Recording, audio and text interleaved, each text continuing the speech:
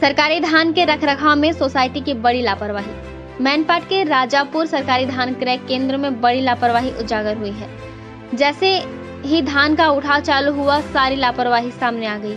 धान काफी हद तक खराब हो चुके हैं। इसका मुख्य कारण धान को शासन के नियमों का अनुसार नहीं रख पाना है। धान को बरसाती पानी से बचाने के लिए ढक के रखना चाहिए, परंतु वहां ऐसा नहीं किया गया, जिस कारण धान भीग कर खराब हो गया है। धान के बारे में काफी मात्रा में फट चुके धान के बोरे तथा धान बिखरे पड़े हैं, जिससे धान की गुणवत्ता पर असर पड़ा है। छत्तीसगढ़ शासन धान के रखरखाव में लाखों रुपए खर्च करती है। इसके बावजूद यहाँ पर इस बात का पालन नहीं किया गया है, जिस कारण यह स्थिति यहाँ निर्मित हुई है।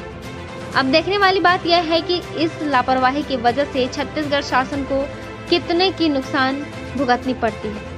वशिष्ठ दास महंत की खास रिपोर्ट।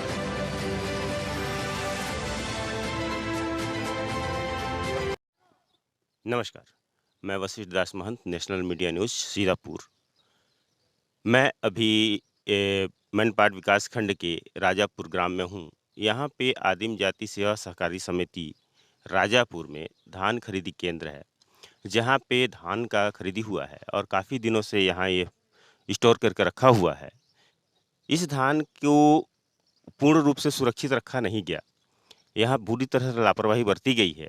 आप देख रहे हैं कि जिस तरह से रखा गया था, उस तरह से यहाँ पे बोरे काफ़ी फटे हुए हैं। और बीच में मैं यहाँ एक बार और आया था, जिसमें मैं देखा था कि यहाँ बरसात हो रही थी और इसके ऊपर तिरपाल तक नहीं था, जिससे यहाँ के जो बोरे हैं, यहाँ की जो धान है, उनकी गुणवत्ता पूरी तरह से ख़राब हो रही है। पूरे धान जो है, आपको मैं दिखाना चाहूँगा नीचे, पूरे बोरे फटे हुए हैं, पूरे तरफ जो है धान बिखरे पड़े हैं।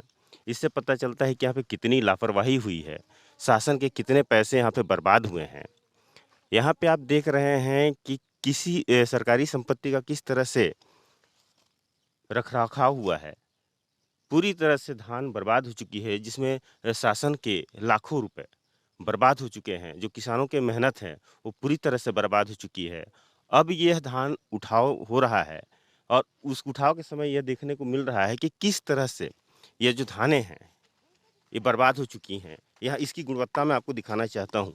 ये पूरे धान देख रहे हैं आप, ये पूरी तरह से खराब हो चुके हैं। तो इसी से आप पता चलता है आपको कि इसकी जो गुणवत्ता है, वो किस तरह से नष्ट हुई है। इसके पीछे मेन कारण ये है यहाँ की लापरवाही। यह लापरवाही इन्होंने क्यों की, इससे उनको क्या बेनिफिट मिलने वाला है, यह तो हम नहीं जानते। परंतु जो चावल की गुणवत्ता थी या जो धान की गुणवत्ता थी, वो पूरी तरह से नष्ट हो चुकी है। और यही चावल मिलिंग के लिए जाएगी और इसकी क्वालिटी गिरेगी और यही चावल जो है लोगों को खाने के लिए शासन देगी। तो कुल मिलाकर कहना ये है कि यहाँ पे शासन के पैसे का दुरुपयोग हुआ है, संपत्ति का दुरुपयोग हुआ है और यहाँ पूरी व्यवस्था होने के बावजूद भी धान का रखरखाव सही ढंग से नहीं हुआ है, जिससे पूरी धान की गुणवत्ता खराब हो चुकी है। अब इसके पीछे लापरवाही किसकी है, इसके बारे में आपको बाद में बताएंगे। पहले मैं आप लोगों को ऑफिस दिखा देना चाहता हूँ। यहीं पे सोसाइटी है सामने ही, और फिलहाल यहाँ पे देखा जाए तो कोई भी अधिकारी या कर्मचारी हमको नज़र नहीं आ रहा है। सिर्फ ट्रकें हैं और लोड करने वाले लोग हैं।